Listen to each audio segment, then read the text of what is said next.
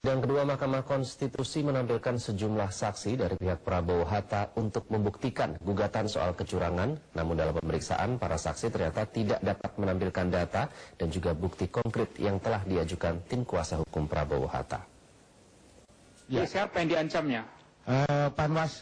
Panwascam, sehingga nggak berani untuk... Panwascam? Iya. Siapa Panwascam namanya? Kebetulan kita belum... melampirkan ini enggak, namanya saja.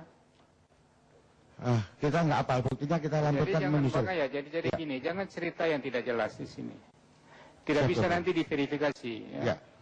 Jadi siapa yang diancam, kapan diancam, di mana diancam, apa ancamannya harus jelas. Ya. Untuk kita verifikasi, kalau tidak nggak usah saudara terangkan. Ya. Kepala desa, berapa kepala desa dikumpulkan? Dari laporan itu juga tidak dijelaskan. Tidak jelas. Di mana dikumpulkan? Di rumah makan Maribu. Rumah makan Malibu. Ya. Di alamatnya tahu? Tidak tahu juga ya? Okay. Tempatnya tahu, cuman alamatnya nggak bisa menyebutkan. Okay, ya, jadi ya apal. Oke. Sekarang diarahkan untuk apa? Diarahkan untuk memilih nomor 2.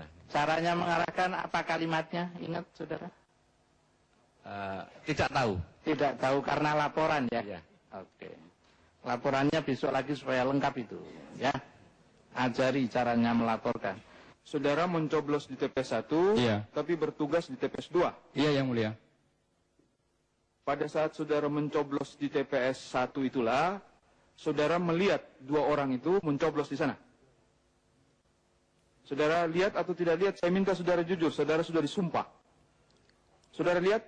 Tidak, Yang Mulia. Baik. Terima kasih, Yang Mulia. Sebagian. Bagaimana saudara bisa menerangkan 1.309 orang saudara sebagian terimanya? 1.329 itu di tingkat kota, tapi yang kami permasalahkan adalah rincian namanya. Kami sehingga tidak bisa melakukan cross check gitu. Ya, nama dan namanya. Itu persisnya 1.309 apa 1.329? Di rekapan yang disampaikan oleh tim data kami itu 1.329. Soalnya di dalilnya pemohon 1.309. Emang saudara dapat tambahan lagi dari mana lagi? Sementara itu, Dewan Kehormatan Penyelenggara Pemilu atau DKPP menggelar sidang perdana terkait dugaan adanya pelanggaran etik dari Komisioner KPU dan Bawaslu dalam Pilpres lalu. Namun DKPP menilai masih banyak persoalan pada berkas pengaduan sehingga sidang ditunda hingga pekan depan. Ketua DKPP Jimli Asyidiki menilai berkas pengaduan pemohon masih belum rapi. Dia mengatakan akan memberikan kesempatan hingga pekan depan untuk perbaikan berkas gugatan.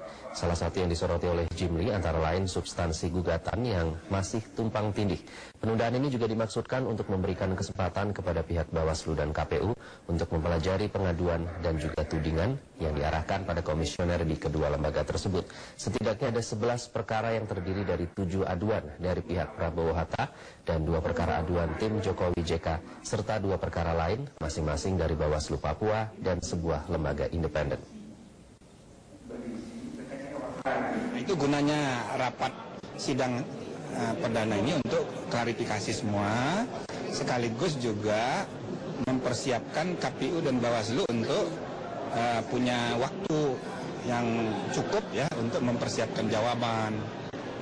Ya, dalam hal ini kan masing-masing pribadi itu harus mempersiapkan, karena memang di DKPP beda dengan MK. Kalau MK itu akan menilai keputusan institusi KPU-nya.